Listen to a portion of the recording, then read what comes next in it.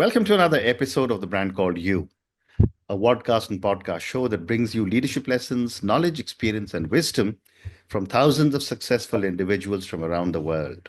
I'm your host, Ashutosh Garg, and today I'm delighted to welcome an accomplished entrepreneur who's had several very, very interesting experiences from Sweden, talking to us today from Spain, Mr. Mats Larsson. Mats, welcome to the show.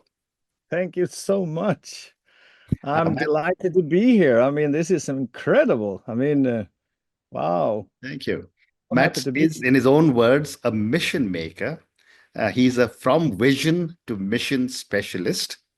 He is he's founded the Serventum Group and is a serial entrepreneur. So, Matt, before we talk about entrepreneurship, tell me about your own journey in brief. Wow, my own journey. Well, it started all off in a small little tiny village in Sweden. I was born. It's called Österfärnebo. It was actually getting world famous because there were so many mosquitoes there. Wow. Anyway, I had two young, fantastic parents, and then my father was the organ player in the church. So, born in 1961, then you become the same profession as your father. So my goal and my target was to become the organ player in the church. That didn't happen, and I think my journey then continued in early days into entrepreneurship.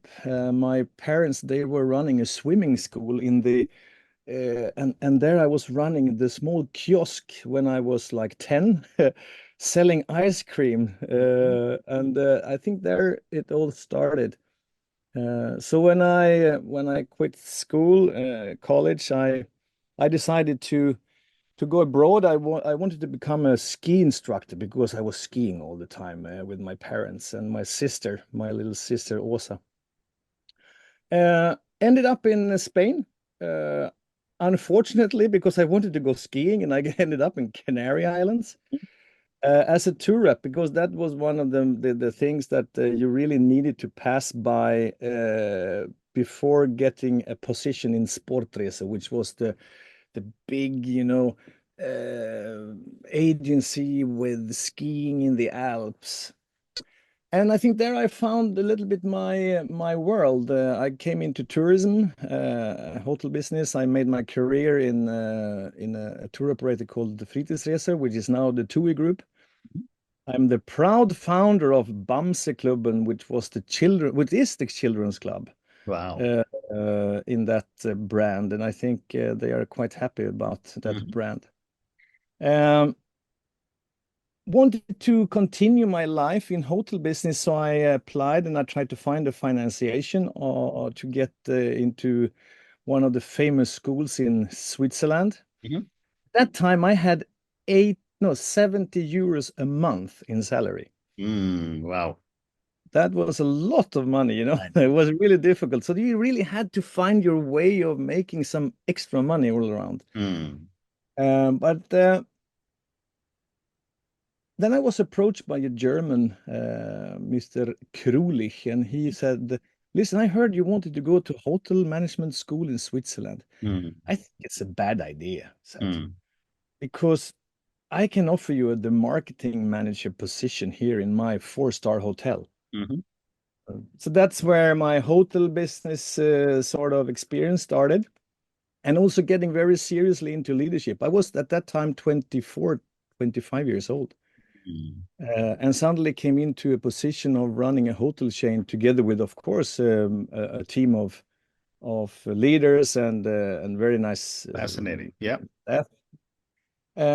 But parallel to that, I was always into creating events, corporate events, and it all started in '85, where I was approached by the Exxon Group. They wanted to make a convention in the Canary Islands, where I was operating at that time. So it was all a mix of during 10 years event business and creating a hotel chain. And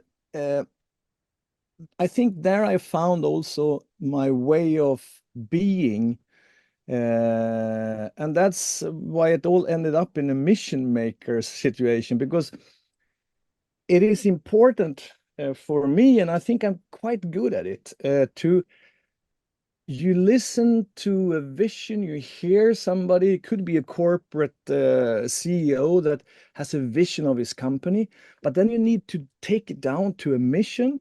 And that's what I learned during all the corporate events I did, and I think I also learned that in the hotel chain, and I could experience it, and I could try out different ways of acting. Uh, and what I found out just like 5 years ago is that I am very good at mission making, Amazing. but So I'm a terrible sort of operator doing the same thing every day. fascinating. So Yeah, tell me yeah. then, Max, when you say that you are an expert in vision to mission, and I'm sure you've helped many, many, many entrepreneurs, what are some of the challenges people face in converting their vision to a mission? The reptile brain. Hmm. Tell me more. Yeah, I mean, I think fear is one of the biggest sort of people are getting afraid of bringing their vision into something real. Mm. Because they are and that's a normal sort of happening in our brains, because the reptile brain is so strong, and if you start to walk into a swamp which is a little bit difficult to understand, and you don't know exactly the answer, then people get afraid and then they stop. A lot of people, they talk about their vision, and they talk and talk and talk, and nothing happens. And that's where I think, in one way or the other, I'm brave enough and I'm crazy enough also Mm. to bring visions into mission. Now I'm very much into finding out, why is there only one graph evaluating success? Hmm. Because we only have one, and it's money. If Mm. you go to the stock exchange, if you go to private, if you go to any Monday morning meeting, Hmm. everything's all about one graph. And I think that's probably the biggest issue we have in the world now. So Mm. that is now I'm trying to find out, how can we add more graphs? How can we add incorporation? So I think fair. I mean, if you're afraid of something, Mm. uh, and the reptile brain takes over, that's why people are having so many challenges of bringing vision to mission. Right. Great, great response. Great What response. do you think? I mean, No, I mean, I'm in agreement with you. I'm in agreement, but Oh, I want to be asking you the questions though, because I've got several questions I want to ask you. wow, yeah. My next question for you, Matt, says that, you moved from working in hotels to founding your own business. And clearly, from what you've told me, you were quite passionate about the hotel business. Why did you start off on your own? Um, I I think it's important, when you live your life, you have to find idols. I mean,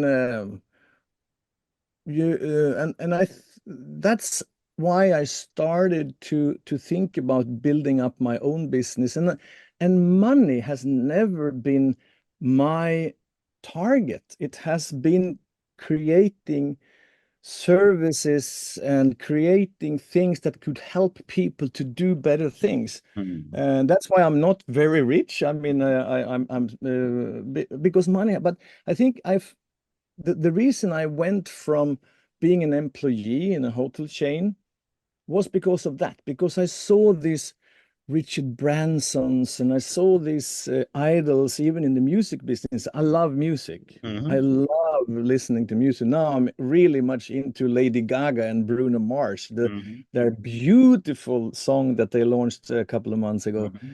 Uh, and at that time in the 80s, it was like Michael Jackson and Bruce Springsteen. They were running their own businesses. And I think that's one of the reasons why I wanted to step out of the safe world as an employee and try if I could make it in my own way, and I Very have interesting. succeeded. Yeah. So my next question is, as an entrepreneur, it is very important to network. What role does networking play in your entrepreneurial success, especially across so many different countries?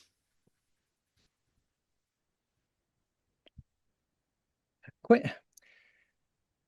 I think this is one of the most important questions that we Mm, could actually ask ourselves now. Now I'm getting into education because I think based on the situation that we have now in the world, where artificial intelligence is taking over, you don't need actually to know so many things. mm, So I think what is important for the children and for students at this very moment is to get social skills in order.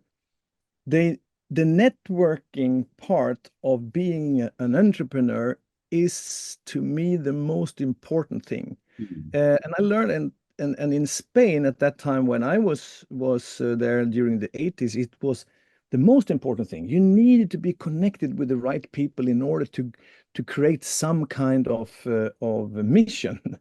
Because if you were not, you were not able to go through all the administration's part. So networking will be and well is and will be more and more important. And I think that is where the school system should start to really improve instead of sitting there and trying to find out which king died when and because you just ask chat and then he will they will mm, respond. mm, Acting towards the social skills and the networking part is to me essential. If mm. you are a good networker, if you don't have the social skills, if you just look into your phone and that's your world, then you will struggle. Okay. And Max, how do you balance creativity? And you just said you love music and you love doing so many creative things with the practicalities of running a business. Surrounded by fantastic people. Hmm. Uh, and that is also one thing about networking. I once had 10 employees in one of my corporation, one of my companies. Hmm. And then this was an event company in Sweden. And it was run, I mean, we were so successful. This was 2007. I didn't know how to manage to do all the events during 2008. Mm, And then something really terrible happened, and that was Lehman Brothers mm, crash, financial crisis. And over the autumn 2007, all the events for 2008 were canceled. So we did not have one single Swedish krona income coming in over 2008. wow. So therefore, I had to quit all my employees. And since then, I decided to only work with consultants and entrepreneurs and creating a great network and a community. And that's where I think I find my balance. I can be the creative mission maker, and then I can hand over the sort of the day-to-day operation or the project managers to others in my network. Hmm. And that's the way how I balance creativity into also making business out of everything. Amazing. Yeah, So one more that question relating to entrepreneurship, then I have a few questions on event production. Mats, you founded many ventures. What are some of the lessons you have learned from so many different ventures in so many different industries? I don't think I will ever learn any lessons. Uh-huh. Okay. I, of course, have learned so many lessons. I mean, well, the most important lessons that I really wanted to transmit to the listeners is you have to find your balance. You have to find the balance in between um, your your private life, your family life, your Mm, professional life, because during so many years, I really had a bad relationship with my kids mm, because I was so focused and I was so afraid of becoming a father because I didn't know anything. I mm, didn't have any examen. I wasn't a civil engineer. I was nothing. I was just a guy that came out of a small, tiny village. So I worked all the time. I were never at home, and so that is probably the most important lessons that I learned over the years mm, of being an entrepreneur. You have never go into losing your contact with your loved ones, mm. with the people that are important to you, because that is what, at the end of the day, that is what is important. Correct. The Well said. loved one standing around you on your last day. And I really I follow Robin Sharma quite a lot, and some other really inspiring coaches. And I think that Robin there is so right on the target Mm. Very in his interesting. last. Yeah. Very interesting. So let's talk about event production. That's something which you have been doing for some time. Um, Tell me, what is one of the most challenging event you have produced, and how did you manage to execute it so well? I I I I think it's quite interesting also to listen to where I failed the most. Sure. But because that was challenging. This was Motorola. You probably know the company. Yeah, yeah. They were supposed to launch their smallest telephone in the world, Mhm. and this was for the Nordic market. And there were this amazing marketing manager that had his pocket was so full of money, so he didn't know how to spend them, Mhm. during this event. And we were inviting all the most important dealers, retailers, influencers, and this was in Oslo. I will never forget. And we found the smallest man in the world to launch the smallest telephone. And then he just wanted more and more and more. There was smoke machines, indoor fireworks, it was laser. And I was not experienced enough. So I just said, yeah, hello, listen, I live on a percentage on top of what you're spending. So let's spend some money here. What happened was that when we were supposed to launch this small telephone with this small man, Mm. none of the 1,600 people could see a thing. It Wow. was all filled of smoke. Mm. Smoke because of laser, smoke because of indoor fire. And the fire alarm goes off and I need to evacuate. Oh my So God. Huh. that was a very big learning. Mm. Never ever be you always have to question what is the goal? What is the Mm. goal this launch?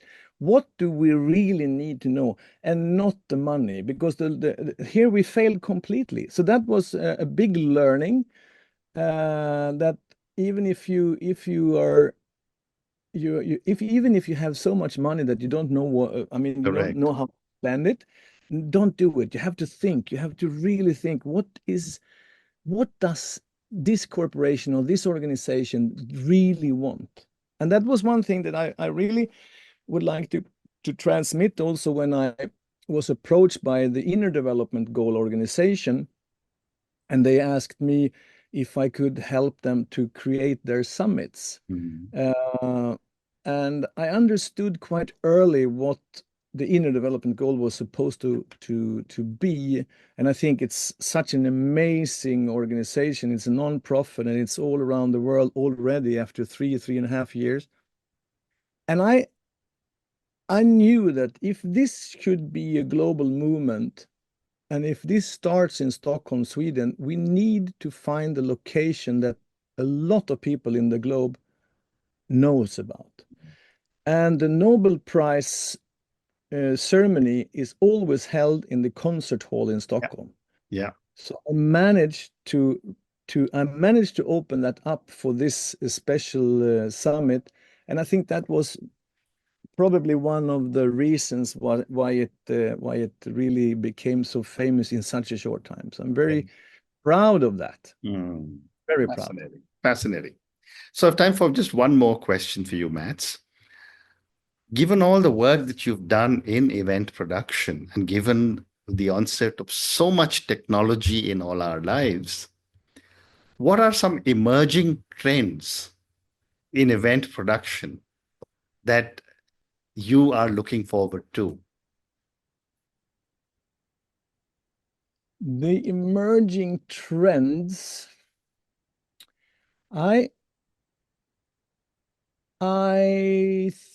I'm quite sure about that the future of the event will be based on, and that is one thing I'm working really hard on now to create the Nordic Event Institute, is competence. I mean, we really need to know what we are doing. And into technology, I've been doing virtual reality events, bringing hundreds of CEOs together during the pandemic, using the VR glasses and meeting in the boardroom of Lindengruppen here in Sweden. I think technology will help us to get together, even if we are not at the same physical location. It's getting more and more stable, the situation, and I'm now looking into create an event over 2 days, 24 hours, because of the time change, connecting Perth, Bombay, Milano, Stockholm, Rwanda, and Costa Rica over 2 days in 2026, where you can actually have speakers talking to each other, doing panels from all over the world, creating the connected venues. And I think that is also positive towards the climate challenge we have. Absolutely. Absolutely. That is really what I'm looking forward to. And I'm sure that'll be realized. But on that note, Mats, and your amazing lesson, which is find your balance, your loved ones are most critical. Thank you so much for speaking to me about your own amazing journey. Thank you for giving me so many different insights into entrepreneurship. Thank you for talking about event production. I just loved your Motorola story. Thank you again for speaking to me, and good luck to you. Same to you, and I wish you all the best. Thank you. All green lights. Thank you for listening to the Brand Called You videocast and podcast, a platform that brings you knowledge, experience, and wisdom of hundreds of successful individuals from around the world. Do visit our website www.tbcy.in to watch and listen to the stories of many more individuals. You can also follow us on YouTube, Facebook, Instagram, and Twitter. Just search for the Brand Called You.